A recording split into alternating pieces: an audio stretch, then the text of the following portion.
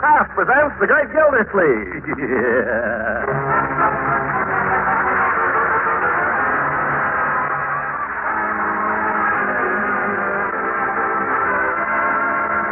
The Kraft Cheese Company, makers of parquet margarine and a complete line of famous quality food products, present Harold Perry as The Great Gildersleeve. Kraft brings you The Great Gildersleeve each week at this time, written by John Wheaton and Sam Moore, with music by Claude Sweeten.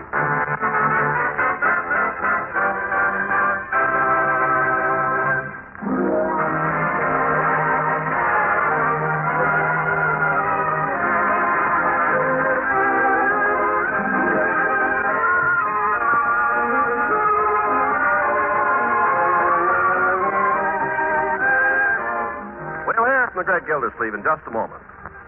If you can't take all the time you'd like eating breakfast, well, the next best thing is to pack all the good nourishment you can into your first meal of the day. That's why it's so important for you to include a fine energy food like parquet margarine in every breakfast you eat.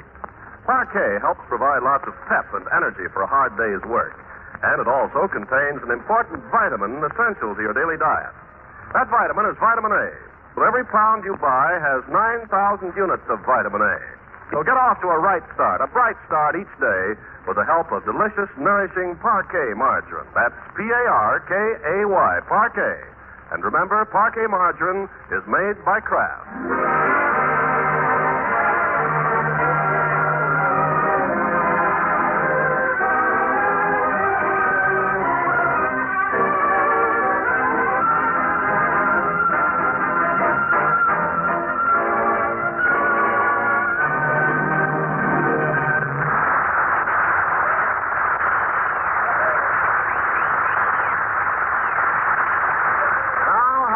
With the Great Gildersleeve. Well, his old opponent, the mayor of Summerfield, has begun warming up his campaign for re-election, and his first political move was to oust our friend from his position as water commissioner.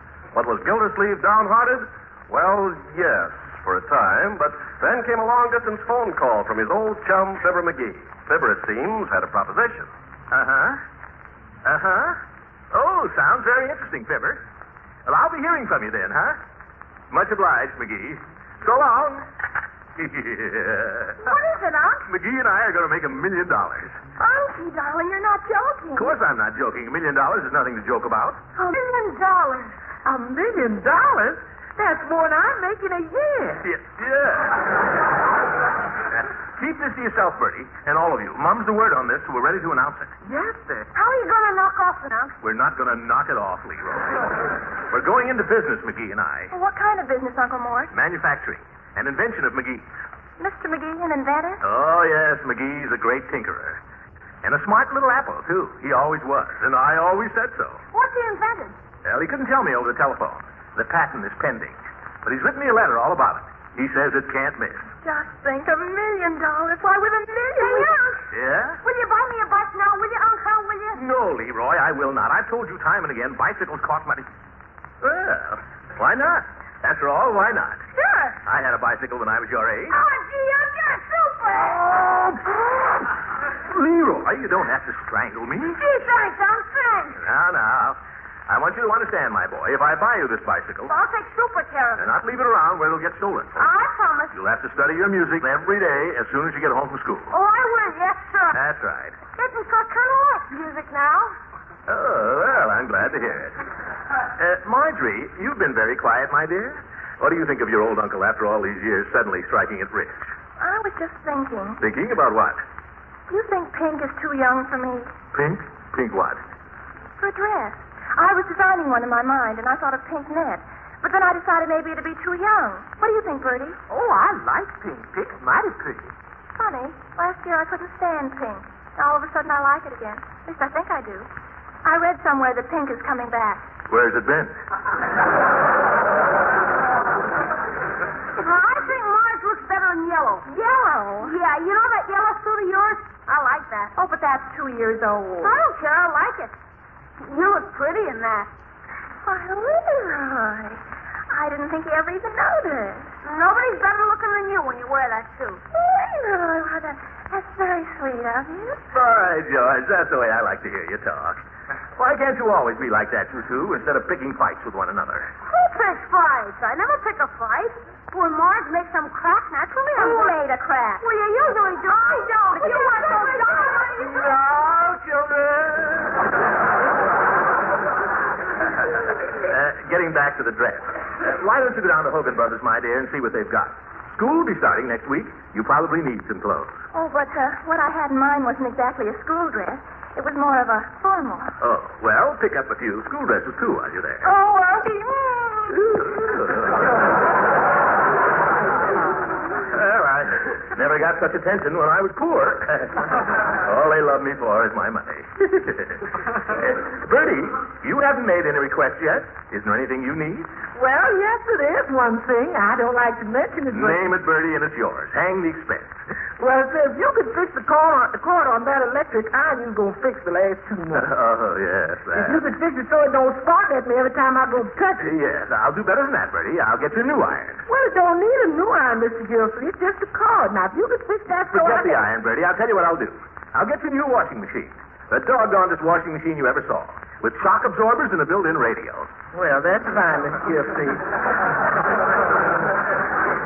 What am I going to iron with? There's going to be a lot of changes around here, folks. You know, Marjorie, you were saying the other day we ought to fix this place up a little. Well, I may do that. Yep, may do it. Might even sell this house and buy a newer one, a bigger one. Oh, Uncle darling. Yeah? Well, while we're on the subject, I seem to have spent all my allowance. Yeah?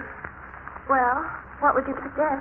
It looks as if I'd have raised your allowance, don't it? Hey, no fair. Yours, too, my boy. Oh, that's different. By George, everybody's after my money, and I haven't even made it yet. But I will, you watch. Is Mr. McGee... He will get his fair share, and not a cent more. Who's going to be boss? Well, I'll be president, naturally. Who else? You don't think a little squirt like McGee could... Be just like him to try, though. Be just like McGee to... Well, by George, we'll settle that right at the start. McGee isn't going to pull anything like that on me. I'll see my lawyer. I'll go see him the first thing in the morning.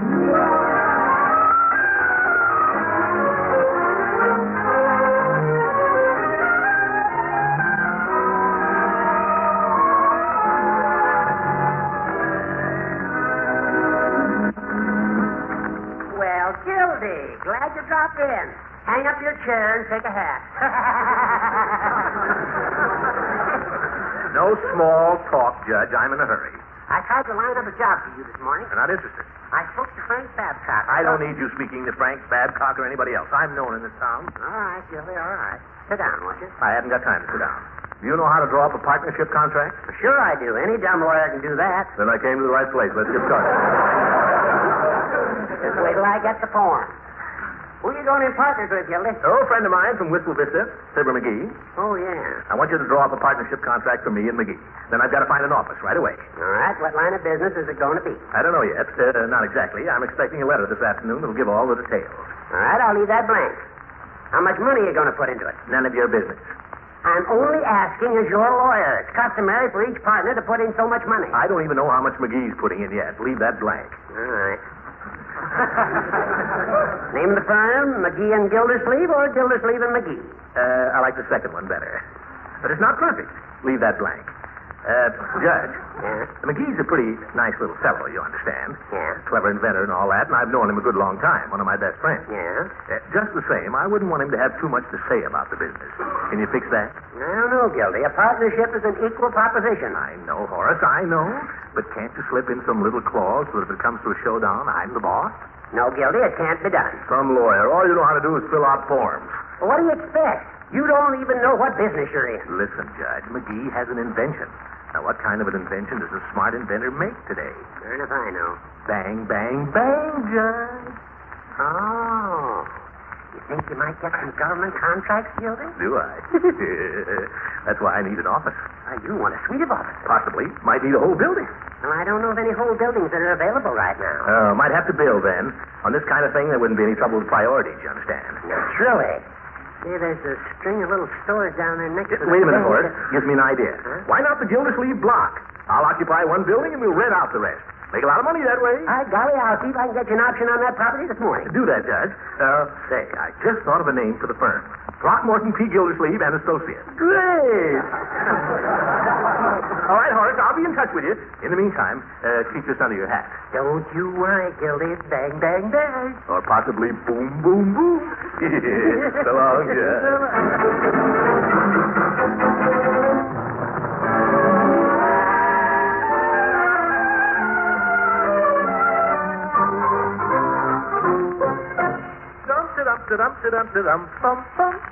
Uh-oh, that may be the postman, Bertie. Postman don't ring, Miss Gildersleeve, but I'll go see. Maybe it's a registered letter. After all, it's important. Good afternoon, baby. Afternoon, Miss Ransom. Leela, she's heard I'm rich. Come in, Miss Ransom. You'll find Miss Gildersleeve in the parlor. Thank you. Well, good afternoon, Throckmorton. Hello, Leela. I'm not a millionaire yet, you understand. I don't know what you're talking about. Oh, you must have heard. One of the children must have told you. Told me what? Now, don't let this get around, Leela. But I expect to be a big manufacturer pretty soon. My little chum, Fibber McGee, has made an important invention. My, how exciting. What is it? Well, I can't tell you. It's kind of a military secret. But it's going to be very big. Oh, you'll be an important man now, won't you? I guess so. Yes, I presume so. I suppose you forget all about the little girl that lives next door. I don't know.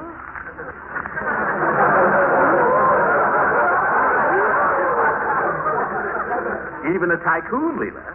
There's a time for work and a time for play. Let's play, Leela. Now, Throckmorton, I declare you're dead. Oh, I am now. Stop that. Why should I stop it? It's all your fault. I never heard such a thing in my life. What did I do? You left your ears sticking out. Those little pink ears. Oh, now, get away from me, Throckmorton. Stop it, you hear? Oh, now, Leela, be reasonable. I'll tell you. You be quiet for a minute and I'll play for you. Play? Oh, yeah. I know that. Someday I'll find you, moonlight behind you, true to the dream I am dreaming. As I draw near you smile a little smile. For a little while we shall stand hand in hand. I'll leave you never, love you forever. What's the matter? Throckmorton, darling. Oh, no, you don't.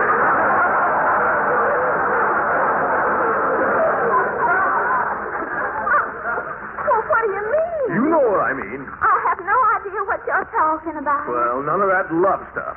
Oh. I mean, we mustn't let this thing get serious. Mercy, who's getting serious? Not me, I assure you. Well, as long as that's understood.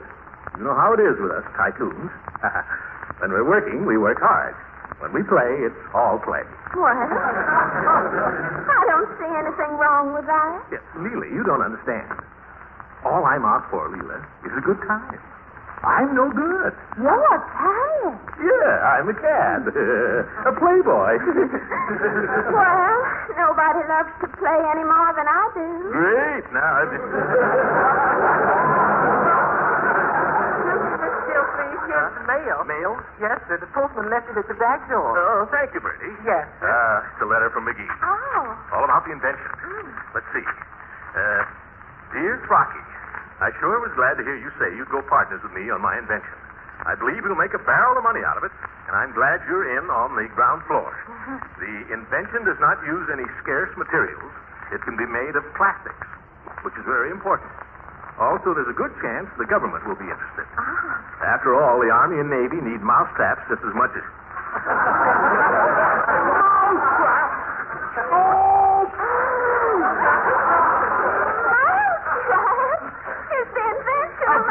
Mousetrap? I might have known that's all he'd think of, a rat like McGee. Oh, I'm sorry if you're disappointed. From millionaire to pauper. 5 minutes ago, I was wealthy. Now I'm just anybody. Middle-aged, looking for a job. Quite a come down, Leela. Did you hear what I said, Leela? Of course I have. It doesn't make any difference to me, Throckmorton. Really, Lena? Of course not, silly. You're the same man you were 5 minutes ago, aren't you? Sure, I guess so. And I'm the same girl. The kind of a girl who believes in sticking by a man when he's in trouble. Leela, maybe I was wrong. I was wrong. I was never cut out to be a playboy. Oh, Throckmorton. Yes, sir. A man should be serious about women. Women are serious business. You think so? I sure do. Now, let's get down to business.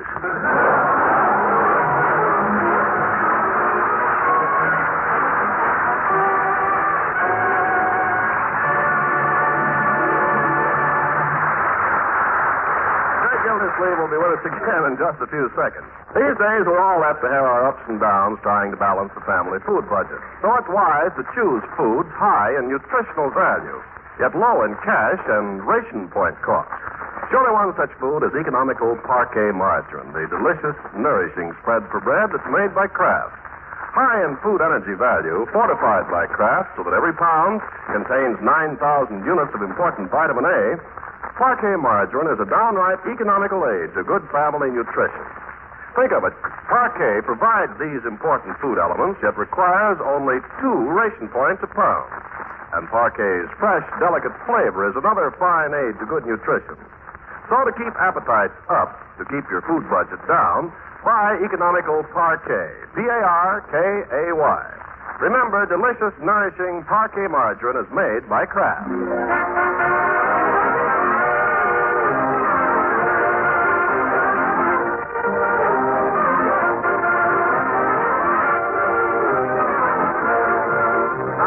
Back to poor old Gildersleeve, with the props knocked out from under him by McGee's letter, and his castle of dreams tumbled about his ears, he faces at last life's stern reality. In desperation, he swallowed his pride and decided to follow up a lead on a job that Judge Hooker gave him. So we find him now entering Frank Babcock's hardware store. Well, madam, what can I do for you? Excuse me, can you tell me where... Just a minute. I was here ahead of you. I know, I was just asking. Then don't fight yourself in ahead. I wasn't trying to buy anything, lady. I was merely asking the man where I can find the proprietor, Mr. Babcock. Frank? Oh, he's around somewhere. Oh, Frank! Some people have no manners. I guess he's down in the cellar. Come this way, will you? Listen, you were waiting on me. I'll be right back, madam. Keep your bonnet on. Yeah, the old grouse. Oh, we get plenty of them. Hey, Frank! Frank, you down there? Yeah. Man up here, see this. Oh, but what is it now? I'll be up. He'll be up. He'll be up, thanks. I'll wait.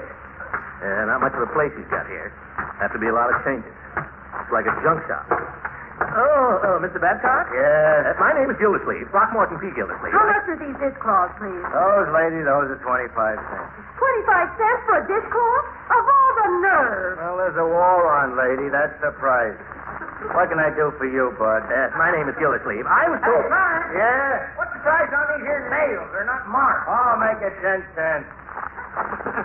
Now, something you wanted? Well, God, I came over here because Judge Hooker told me that you were Oh, you're the fella. Well, as I told the judge, I did have an opening. Can't get hardware now with the war, so I'm trying to build up the feed and fertilizer in. Fertilizer? Yes. I needed a salesman with a car to go Salesman? Yes, but I hired a fella yesterday. Of course, maybe he won't work out. You might come back in a week. Yeah, and I might not. Good day, Mr. Babcock. Why don't you clean up your store?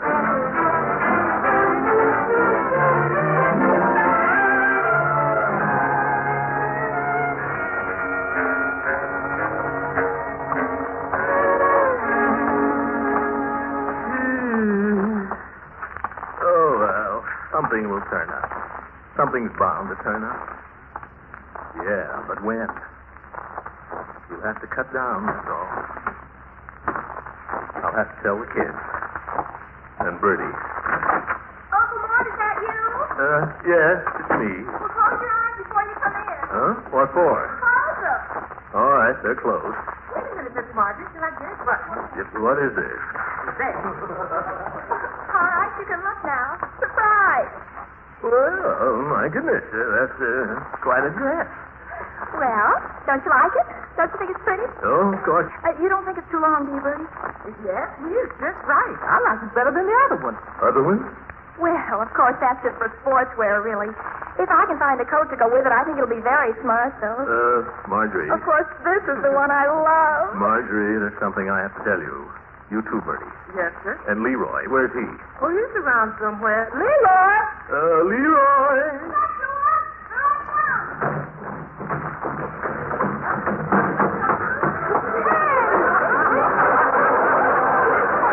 Hey, what is this? Tell me, Uncle's home. Uncle found it. It's a pip way. It's super. You found what? Down at Fred's bike shop. This is the one, Uncle. It's a daisy flyer. Balloon tire, stand, new departure brake, and genuine rubber pedals. Boy, you should see it. You want to come down with me now and see it? How about it? Fred said he'd hold it for me. A bell, too. It's got a bell. Yeah, but...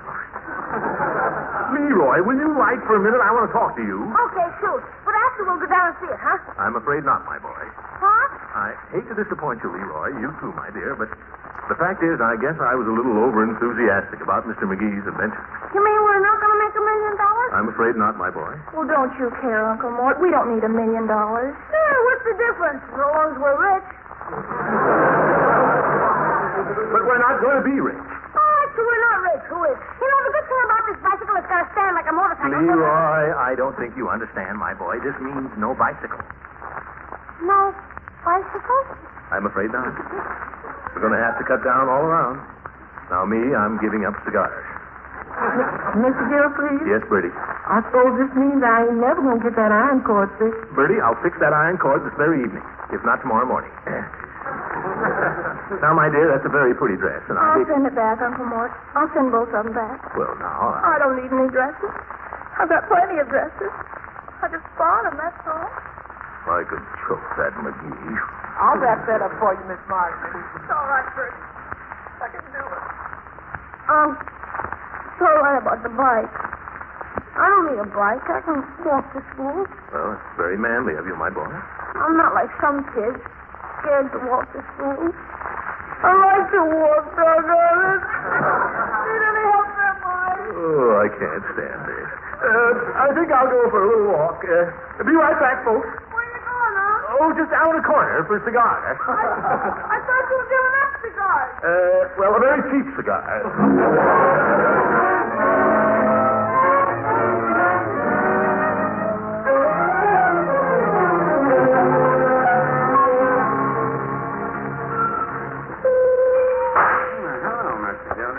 Oh, hello, Phoebe. Hot enough for you? Let me have it. The usual, I suppose. No, I'm thinking of making a slight change. Let me try one of those floored in whatchamacallits there, will you? The green ones. I hear they're very good. Well, they're cheaper. I'll try one. You're the customer. Thanks. Thanks. Yes, I've had a little disappointment today, Peavy. Well, I'm sorry to hear that. Yes,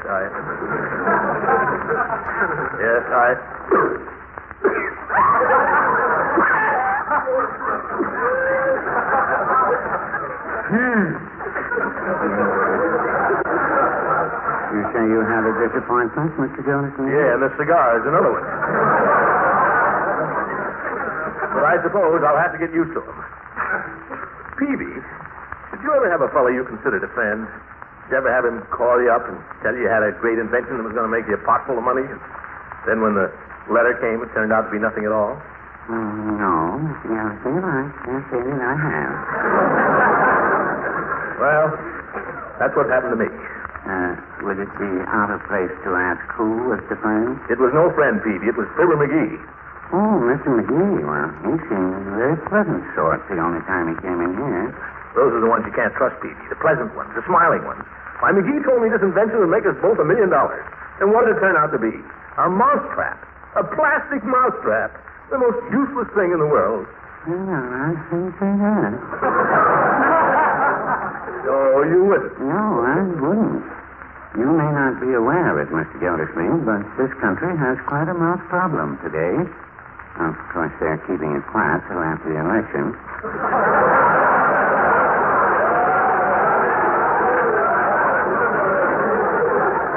But really, it's more serious than people know. Peavy, you're kidding. No, I'm not. I have a mouth problem right here in the shop. Why don't you keep a cat? I used to keep a cat, but I had to let him go. He kept rubbing up against the electric eye there at the door and ringing the gong. Darn thing drove me crazy. I wish I had him back, though. I'd stuff cotton in my ears. Yeah, that's all right. Well, then why don't you get some traps? That's it, Mr. Gildersleeve. There are no traps. No traps? There's no metal to mix them with. By George, I never thought of that. And no rat poison. The Army's using all the chemicals. Peavy, you know what this means? It means the mice will be all over the place. No, Peavy, it means the biggest potential market for mousetraps ever conceived in the history of mankind. Well, you know the old saying, build a better mousetrap. That's what we'll call it, Peavy. The Better Mousetrap Company, Throckmorton P. Gildersleeve, President. Why, we'll build them by the billions. We'll have a factory in every key city in the United States. We'll have a backlog of 1 million orders. Peavy, do you realize what this will do for humanity? Do you know there are mice right this minute carrying diseases nobody ever heard of? We'll wipe out whole plagues, McGee and I. And what's more, we'll make $1 million. Give me another cigar, Peavy, and take this one out and bury it. You want a better cigar, I think. They're the best you've got. Give me 6. Oh, that's McGee. I always said he was a smart cookie. Leela. Hello, Throckmorton, Mr. Peavy. By George, Leela, you came at the right time. Sit down and have a soda. Heck, have a banana split. Have one yourself, Peavy. Oh, no. Thank you. Not for me, Mr. Throckmorton, thank you, my figure. But I would have a lemonade. A lemonade for the lady, Peavy, with 2 straws. Why, Throckmorton, I don't know whatever's come over you. You better look out for me, Leela. I'm a cad again.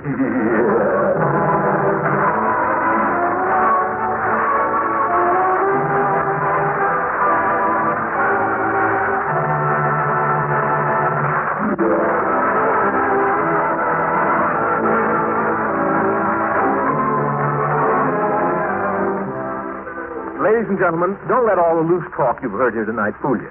The world of the plastic mousetrap and the deep freeze and the electronic cooker may be just around the corner, but it's not here yet. We still have a war on our hands, and one of our greatest dangers is still inflation. It will continue to be a danger until our industries are back on full-time production of all the new things we'd like to buy. And that won't be until after Nimitz and MacArthur have taken Tokyo. Now, you've got to look at it this way. If the cost of living is allowed to go up, the people who will be the hardest hit will be the wives and the families of the men in service, who are living on fixed allotments and not very large ones.